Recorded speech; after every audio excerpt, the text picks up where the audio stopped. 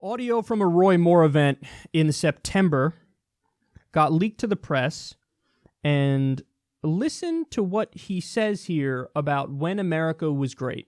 I think it was great at the time when families were united. Even though we had slavery, they cared for one another. People were strong in the families. Our families were strong. Our country had a direction, and we corrected many of the problems. That's almost unbelievable. I read that quote and I actually didn't believe it. I'm like, come on. But then you hear the audio. That's what he said. Okay, now if you think that was some sort of an accident, and hey, maybe he phrased it wrong, but he was trying to say something else, look at this. In 2011 radio interviews, Roy Moore said, removing every amendment after the 10th would eliminate many problems. He also told 9/11 truthers he supports more hearings about what happened on 9/11. That's a relatively minor issue compared to the other statement. And he questioned Obama's birth certificate, which of course is ridiculous, but I also almost file under the duh category for Roy Moore because he's so extreme that's almost, I almost assumed he had that belief.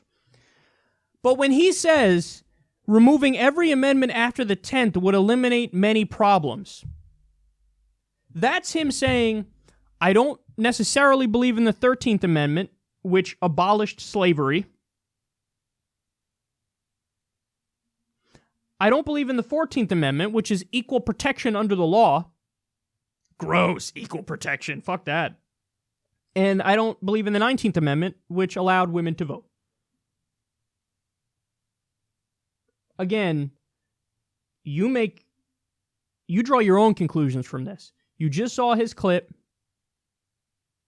from the event in September, where he said, yeah, okay, even though we had slavery, families were strong and the country had a direction. Even though we had slavery, families were strong and the country had a direction.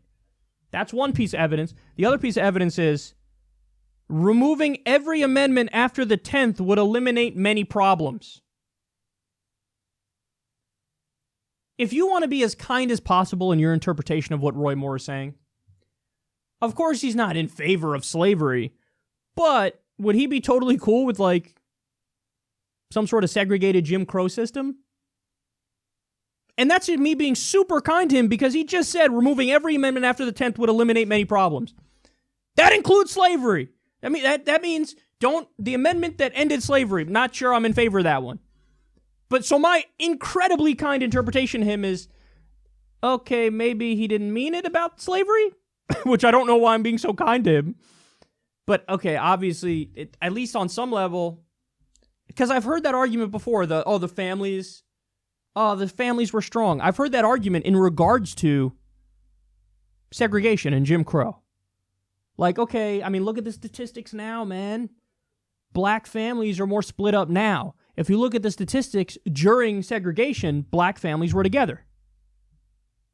And they make that point to imply a justification for segregation. That's what that is. That's what they're trying to do. Hey, look, I'm just saying, you might have a principled disagreement with segregating the races because you're fucking rational. But hey, the families were stronger then. Families were stronger.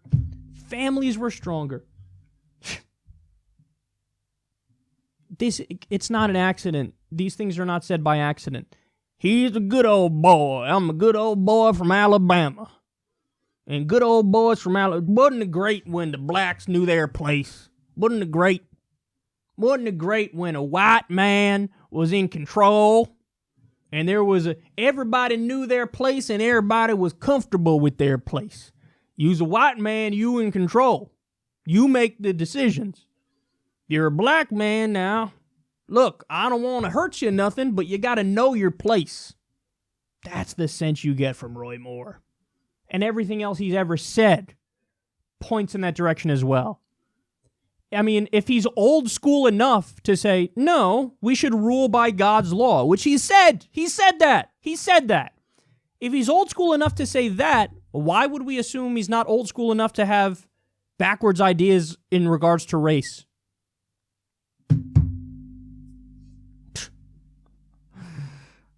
Could you imagine looking at this guy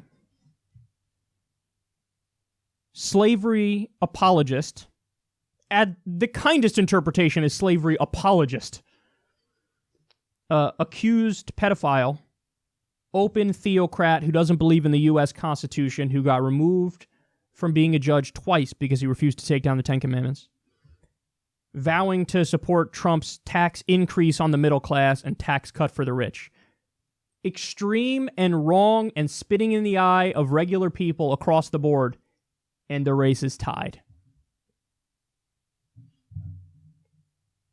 One of the theories of Trump's victory was, no, stop trying to intellectualize it and give reasons. Trump is winning because people are just voting for the craziest motherfucker in the race now.